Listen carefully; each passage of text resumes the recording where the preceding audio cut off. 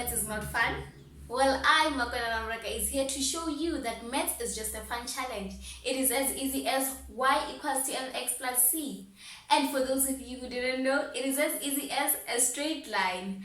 So right now, it is the time for you to grab a paper, a pen, and a calculator and come learn maths with me. Hi guys.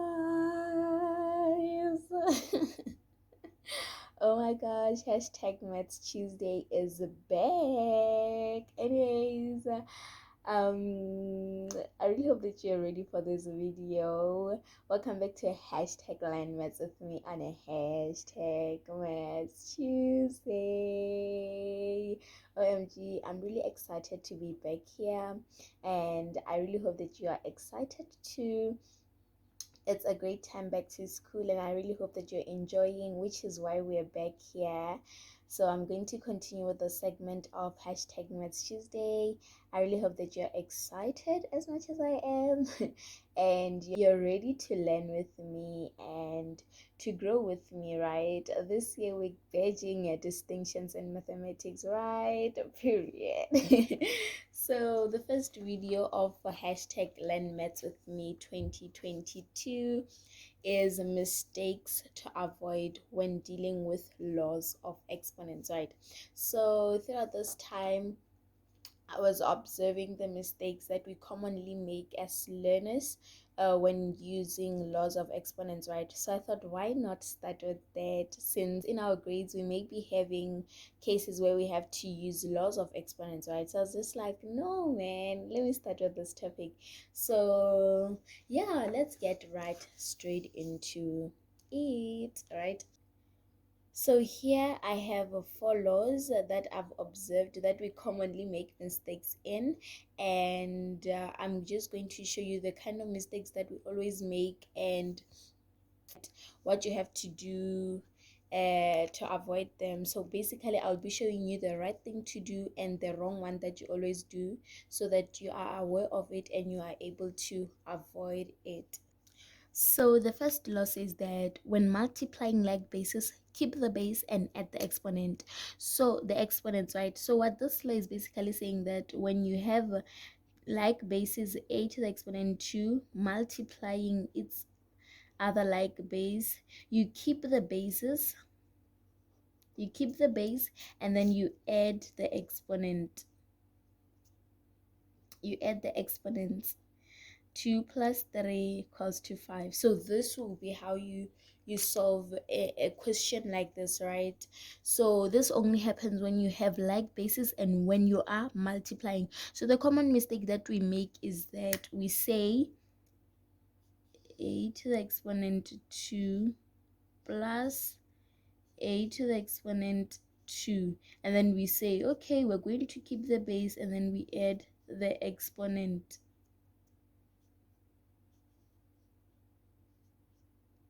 This is wrong. This is wrong. Wrong, right? Because this law says that when multiplying, so it means that you cannot apply this law when you're either adding or subtracting, right? Or dividing. You cannot add the exponents, right?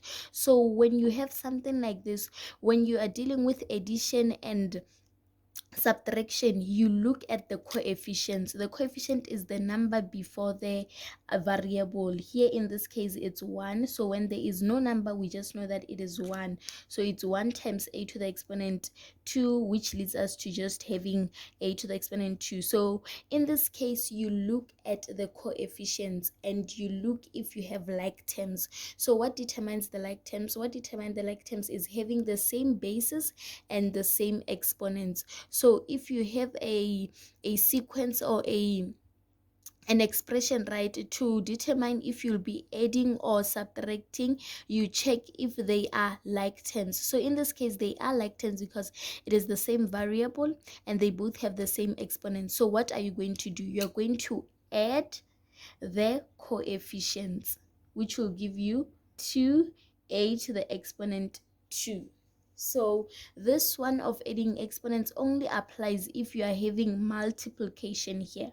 Multiplication, right? I really hope that it is clear.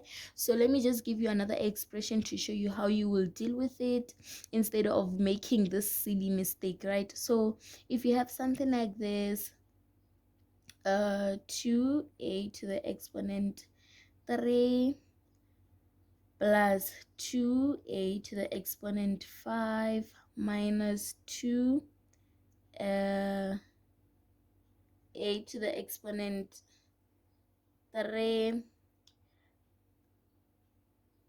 plus 5a to the exponent 2. So you have an expression like this. They say uh simplify this expression, right? So you're not going to say, okay, I have like bases, let me keep the base and then add the exponents. Because why? Because you're dealing with addition and subtraction. So when you're dealing with addition and subtraction, you do not apply this law. You cannot skip the base and then you add the exponents. What are you going to deal with? You're going to deal with the coefficients, which are the numbers before the variables, and when you deal with them, you add them or subtract them to their like terms, right? So let's check. We have a term here which has the variable a to the exponent 3, right? So you're going to check, is there another term here that has a to the exponent 3? Is this one the like term of this one? No, because it's a to the exponent 5. It has a different exponent. Okay, we have the same variable, but it has a different exponent, which means that we cannot apply which means that we cannot add them because they're not like terms, right?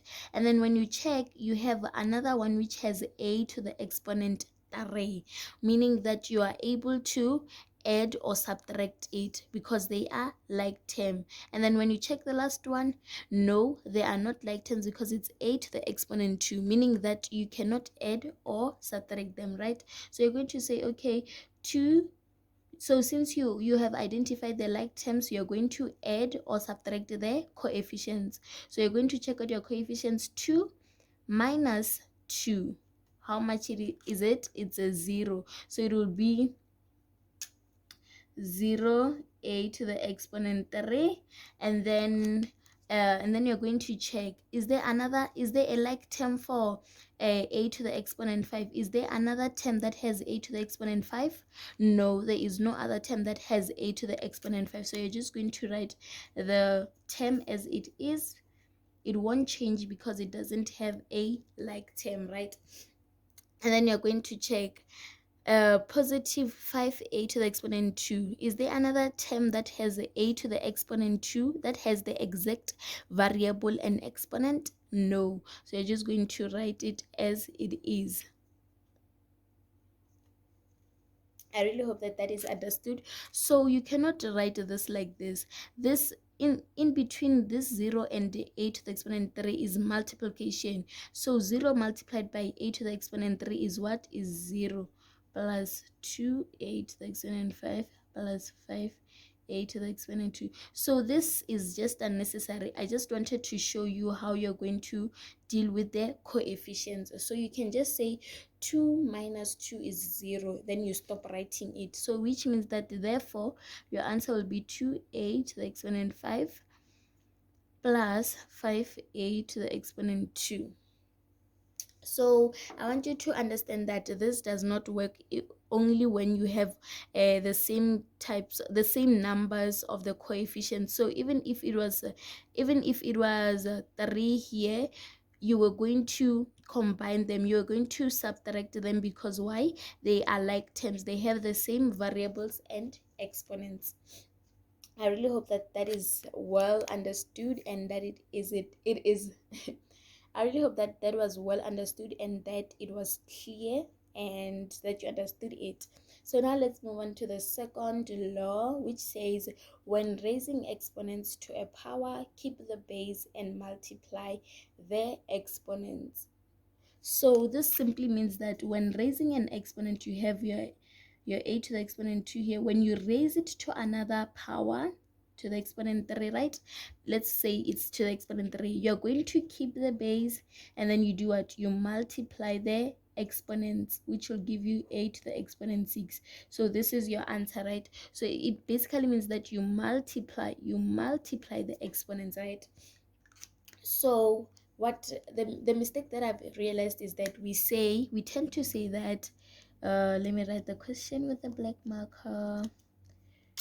We tend to say that a to the exponent 2, open bracket, a to the exponent 3. We tend to say that we are going to do the same thing of keeping the base and then multiplying the exponents. We tend to think that here an exponent is also raised to another power, which is what? Which is wrong, right? It is wrong, because here it just simply means that a to the exponent 2 multiplied by a to the exponent 3. It's like you're distributing if you had many terms, right? So it would be a to the exponent 2 multiplied by a to the exponent 3. So meaning that you have to apply this law of keeping the base and adding the exponents. So the answer to this one should be a to the exponent 2 plus 3, which is a to the exponent 5. So you mustn't confuse these two and say that, okay, here it also means that an exponent is raised to another power, right? So this one just simply means that you multiply a to the exponent 2 by a to the exponent 3. It's not necessarily that a power is raised to another power. I really hope that you understood that. Let's move on to the third law, which says when the product of different bases is raised to an exponent, each base must be raised to that exponent. So whenever you see this keyword product means what? Multiplying. When they are multiplying the product, when there is a multiplication involved, what you see. So which says when the product of different bases is raised to an exponent, each base must be raised to that exponent, which means that if we have 2a b to the exponent 2, it means that we distribute this exponent. Each base must be raised to this exponent, right? Only when we are dealing with multiplication, right? Only when we are dealing with multiplication. So do not confuse it. So meaning that your answer will be 2 to the exponent 2, a to the exponent 2, b to the exponent 2, which will give you 4a squared b squared. I really hope that this is clear. So the mistake that we commonly make is when we have something like this, a plus b to the exponent 2, and then we say, okay, I know this law, let me apply it, and then you say a to the exponent 2 plus b to the exponent 2. This is what? It is wrong. Why? Because you cannot distribute over a plus or a minus. You see, you cannot distribute over a plus or a minus. You cannot say this. You cannot apply this law over a plus or minus, which is why they specified that the product, right? So what you have to do when you're dealing with this question is to expand. You write this means that this bracket, this term to what? 2 times. So it's going to be like this. You're going to expand it like this. I get when you have something like when you have 2 to the exponent 2, 2 raised to the exponent 2, it means that 2 must multiply itself how many times? 2 times. So right here you have this term, a plus b squared. It's like it's one term, right? So it means what? It means that this term must multiply itself how many times? 2 times. It means that it must multiply itself 2 times. So you must interpret it the same way you interpret a single number inside the bracket, right? A single number squared. So I really hope that this example was clear and well understood. So let's move on to the last law of exponent, which is similar to the third one, right? When a fraction is raised to an exponent, each base, the numerator and denominator, must be raised to that exponent. So what this law is simply saying is that a over b squared, you distribute this exponent, a to the exponent 2 over b to the exponent 2. So this is your answer. This is what basically is said by this law. So the mistake that we commonly make is that we say a plus b over a plus c squared, and then we say, okay, we're going to distribute the exponent, and then you write your answer like this: a to the exponent 2 plus b to the exponent 2 over a to the exponent 2 plus c to the exponent 2. This is not right. This is not right. Why? You cannot distribute exponent over plus or minus, right? You cannot distribute over plus or minus sign. So this simply means the same thing as this fraction 2 times the way you interpret this 2 squared. So it means that your answer is supposed to be wow, I don't have space. Let me just write it like this. Your answer is supposed to be a plus b over a plus c multiplied by a plus b over a plus c. So this is how you are supposed to interpret it, and then you're going to use your distributive property. I really hope that you understand how I've explained this. And whereas some people, they say, okay, in the numerator we have a to the exponent 2, denominator we have a to the exponent 2, then we're going to cancel. This is also wrong. Why? Because you cannot cancel over plus or minus, right? You cancel over multiplication and division. I really hope that is clear. If you have any questions, please do leave them in the comments section.